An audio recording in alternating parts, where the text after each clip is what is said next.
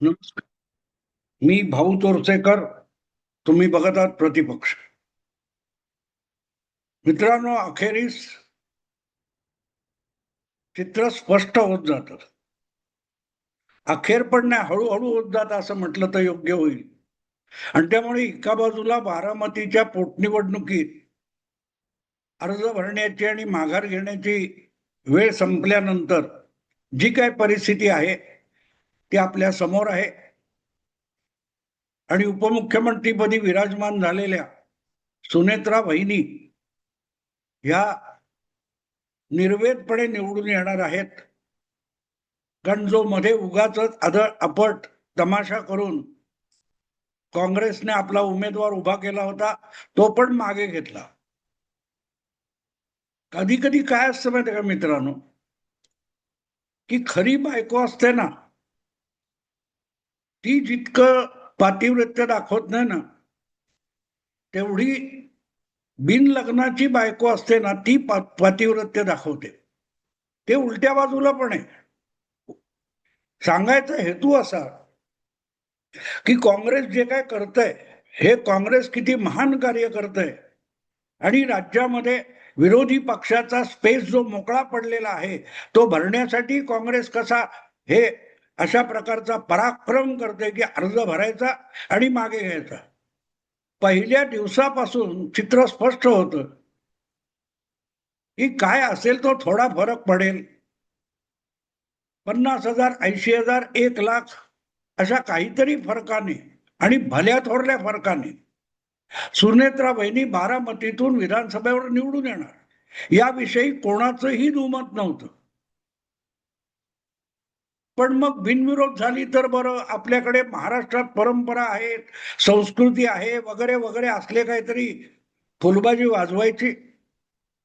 आणि मग नाही, कोणतरी उभं राहतोय, मग इतर पक्षांनी तुम्ही त्यांना माघार घ्यायला सांगणार का, बिनविरोध होणार का, अशा चर्चा घडवून आणायच्या. आणि मग शेवटी काँग्रेस म्हणतं की शरद पवार गट जो उमेदवार टाकणार नसेल तर आम्ही टाकतो, आम्हाला तो अधिकार आहे. शरद पवारांनी सांगायचं निवडणुकीत उतरलं की कोण ना कोण निवडणूक लढवणार आणि काँग्रेस हा स्वतंत्र पक्ष आहे, त्यांना तसा निर्णय घ्यायचा अधिकार आहे. आणि ही सगळी घाण चिवडत बसायची.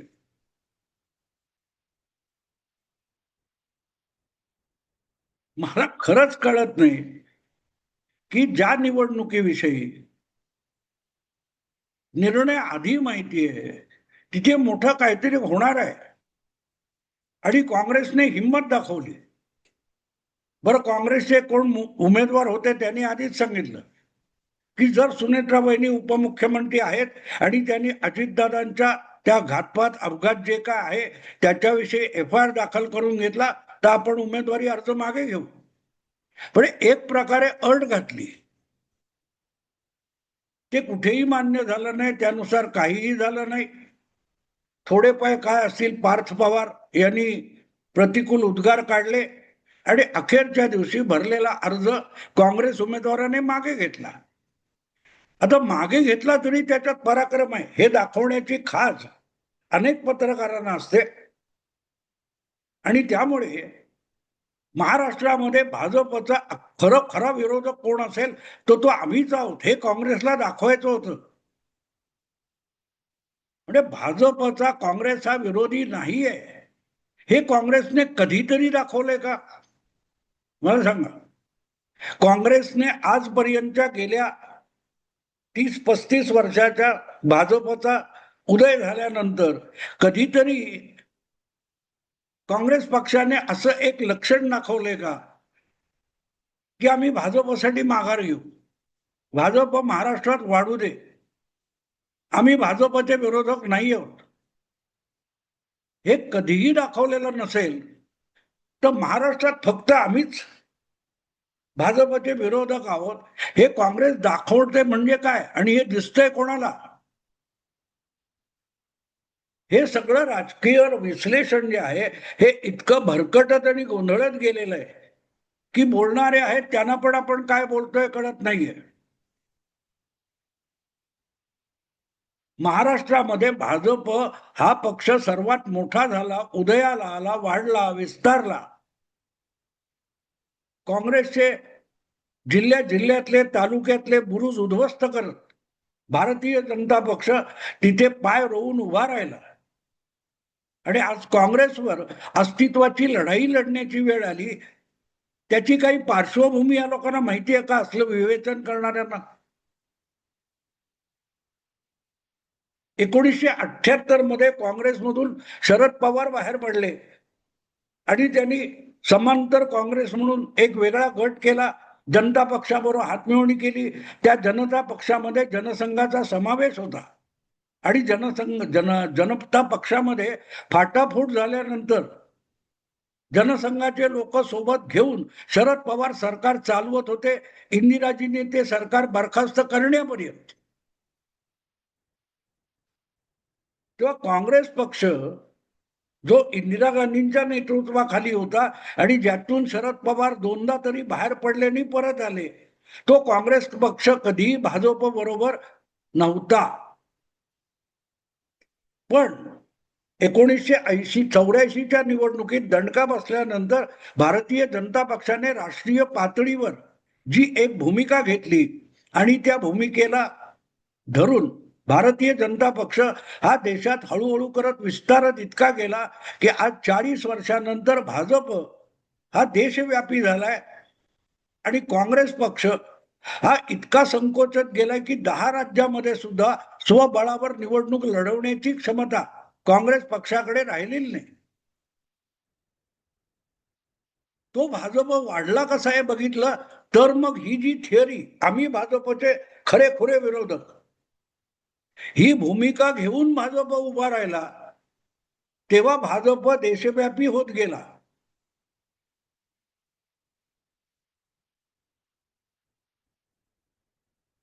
भाजप इतर कुठल्याही पक्षाबरोबर जाऊ शकतो.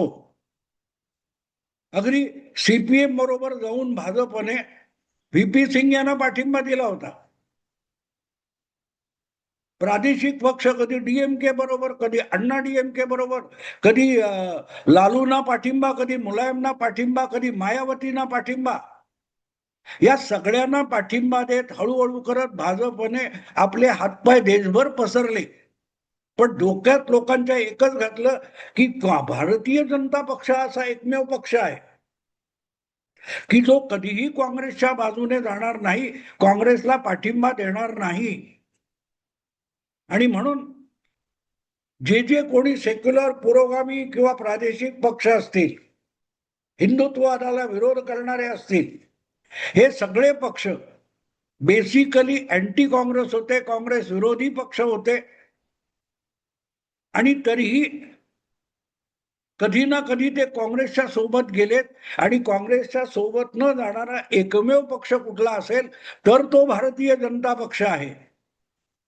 हे दाखवत 1984 पासून 2014 पर्यंतच्या 30 वर्षात भारतीय जनता पक्षाने लोकसभेमध्ये एकपक्षीय बहुमत मिळवलं.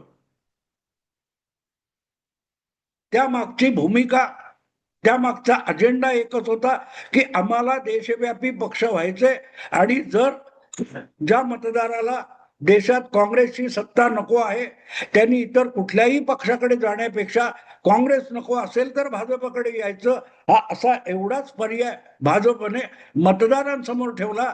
त्यामुळे लहान मोठ्या इतर सगळ्या पक्षाचे आणि सोयीनुसार काँग्रेस विरोध किंवा सोयीनुसार काँग्रेस बरोबर सलगी असं करणाऱ्या प्रत्येक पक्षाला भाजपने संपवलं. कारण त्यांचा, आता शरद पवार घ्या, शरद पवार हे 1985च्या निवडणुकीमध्ये काँग्रेसच्या विरोधात पुलोट बनवून लढले होते. पण अवघ्या 1 वर्षामध्ये ते स्वतःच आपले 40-50 आमदार घेऊन काँग्रेस पक्षात गेले आणि त्यांनी जी पुरोगाम्यांची एक आघाडी बनवली होती ज्यामध्ये जागा वाटपात भाजपलाही सहभागी करून घेतलं होतं, ती पुलोद नावाची आघाडी बारगळली आणि त्यांनी मनोभावे पुरोगामी फुले शाहू आंबेडकरांचे महान वारस म्हणून शरद पवारांना नेता मानलं होतं. तो जनता पक्ष, शेतकरी कामगार पक्ष, कम्युनिस्ट पक्ष, डावे कोण असतील नसतील ते, हे सगळे पक्ष बारगळले. आणि काँग्रेस विरोधी मतदान होतं. ते मतदार काँग्रेसला पाडू शकणारा पक्ष शोधायला लागले. त्यातून बाळासाहेब ठाकरे यांचा उदय झाला आणि भाजप काँग्रेसच्या विरोधात शिवसेना आहे म्हणूनच भाजपने काँग्रेस बरोबर भाजप बरोबर भाजपने शिवसेनेबरोबर युती केली महाराष्ट्रात आणि त्याचा फायदा भाजपला मिळाला. नाहीतर जनता दल शेका पक्ष याच लेवलवर त्याच वर्गामध्ये भाजप होता महाराष्ट्रात, पण वाढला कसा? तर महाराष्ट्रात भाजप हा एकमेव पक्ष असा होता शिवसेनेच्या उदयापूर्वी आणि शिवसेनेच्या उदयानंतर 2019 पर्यंत की भाजप एक पक्ष असा आहे की जो कधीही काँग्रेस बरोबर जाणार नाही, म्हणून इतर सगळ्या पक्षातले अँटी काँग्रेस मतदार हळूहळू करत भाजपकडे ध्रुवीकरण होत गेले. शिवसेनेकडे तसे झाले होते. पण उद्धव ठाकरेंनी मुख्यमंत्री पदाचा हव्यास धरून काँग्रेस बरोबर जी हातमिळवणी केली तिथे शिवसेना बारगळली.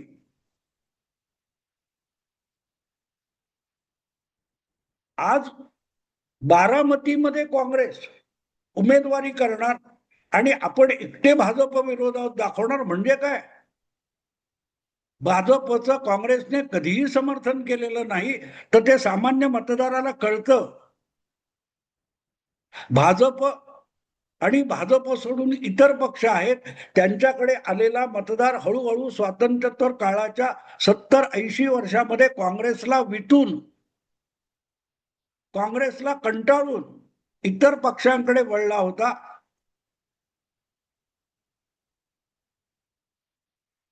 काँग्रेस कधीच भाजप बरोबर नव्हता ना, कधी नव्हता. त्यामुळे बारामतीमध्ये काँग्रेसने ती जागा लढवणं आणि आम्ही एकमेव भाजप विरुद्धचे पक्ष आहोत हे दाखवणं म्हणजे काय मला कळलं नाही. भाजप नगण्य पक्ष होता तेव्हा सुद्धा भाजप काँग्रेस बरोबर गेला नाही आणि काँग्रेस दुबळा पक्ष झाला तरीही काँग्रेस भाजप बरोबर गेला नाही किंवा भाजप काँग्रेस बरोबर आला नाही. त्यामुळे बारामतीच्या एका पोटनिवडणुकीत सुनेत्रा बहिणींच्या विरोधात युतीच्या विरोधात उमेदवार उभा करून भाजप महाराष्ट्रभर आपणच काय ते भाजपचा एकमेव विरोधक आहोत हे दाखवण्याची परसेप्शन निर्माण करतोय.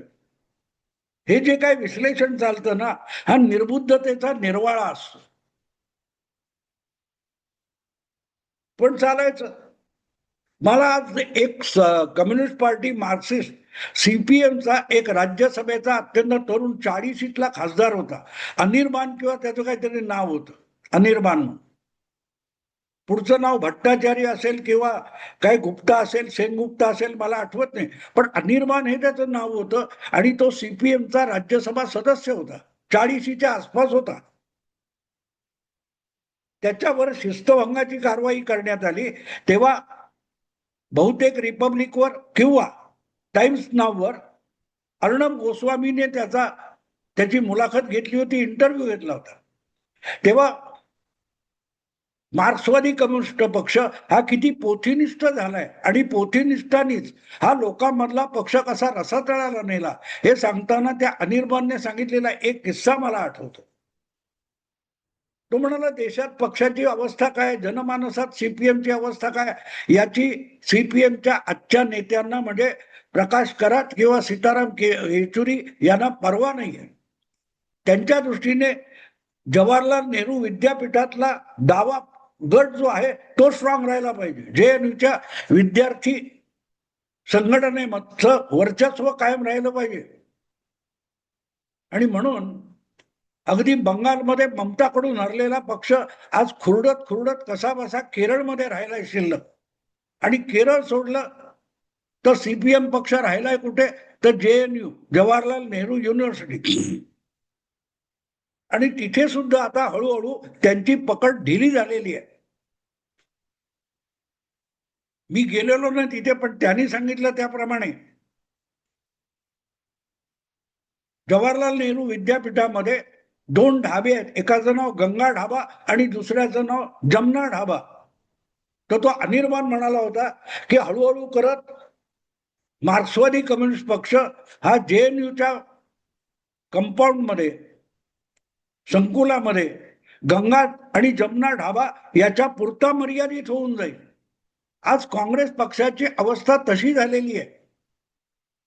आणि बारामतीमध्ये उमेदवार उभा करून आपणच एकटे भाजप विरुद्ध आहोत असं दाखवण्याचा पराक्रम काँग्रेसने केला. आणि त्यातून हर्षवर्धन सकपाळ हे कसे महाराष्ट्रव्यापी नेते झाले, असली काय काय विश्लेषण आणि वर्णन झाले ती केविलवाणी आहेत, केविलवाणी आहेत. राजकारणात पक्ष वाढवायचा असेल, मग तो कम्युनिस्ट पार्टीचा असो, RSSचा हिंदुत्ववादी असो किंवा शिवसेनेचा जो काय पक्ष असेल, तो लोकांमध्ये जाऊन वाढवता येतो. विद्यापीठाच्या बंद केबिनमध्ये, वातानुकूलित केबिनमध्ये बसून आणि विश्लेषण करून किंवा रिसर्च पेपर उभा करून लिहून पक्षाची उभारणी होत नसते. मातोश्रीच्या केबिनमध्ये पक्षप्रमुख बंद होऊन पडले आणि बघता बघता शिवसेना आणि उभाठा शिवसेना दोन्हीचा कसा बोजवारा उडाला बघा. बाळासाहेबांचं रक्ताचं नातं नसून एकनाथ शिंदे महाराष्ट्रामध्ये शिवसेना बळकावून बसू शकले, काबीज करू शकले, जनतेची मतं मिळवू शकले, कारण जनता अँटी काँग्रेस होती. आज काँग्रेस आज महाराष्ट्रामध्ये दुबळा झालेला पक्ष आहे.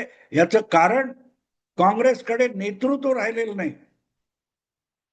ज्याला आपली गुणवत्ता दाखवता येईल, क्षमता दाखवता येईल, त्याला काँग्रेसमध्ये स्थान नाहीये. गांधी घराण्याची आरती ओवाळता आली पाहिजे, तर तुम्हाला काँग्रेस पक्षामध्ये स्थान आहे. आणि ती आरती येत नसेल तर ढुंगणावर लाथ.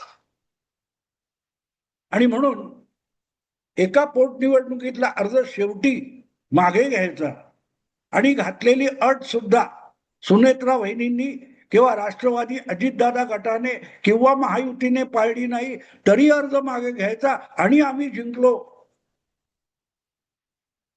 हळूहळू करत काँग्रेस पक्ष हा फक्त मीडियाच्या बातम्यांपुरता शिल्लक राहील, जशी आज महाराष्ट्रात उभाठा शिवसेनेची अवस्था आहे. कधी काळी मुंबईत कुठे काचा फोडल्या, दगडफेक झाली म्हणून शिवसेनेच्या बातम्या यायच्यात.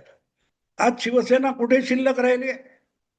तर मीडियामध्ये संजय राऊत यांच्या पत्रकार परिषदेपुरती उद्धव ठाकरे यांची वडिलांची शिवसेना शिल्लक आहे. बाकीची शिवसेना एकनाथ शिंदेकडे गेलेली आहे.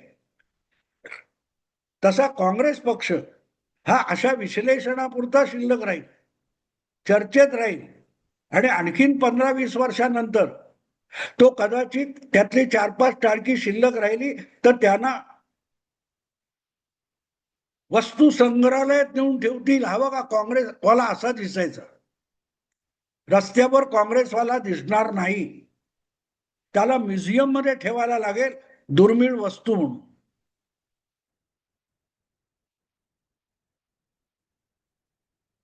बारामतीत माघार घेण्याचा फक्त इतका अर्थ उरतो की लवकरच काँग्रेस म्युझियम मध्ये एखाद्या कपाट बंद होणार आहे, एवढा त्याचा अर्थ आहे. यापेक्षा त्याचं कुठलंही विश्लेषण होऊ शकत नाही. मित्रांनो, विषय आवडला लाईक करा, शेअर करा आणि प्रतिपक्षाला सबस्क्राईब करा. नमस्कार.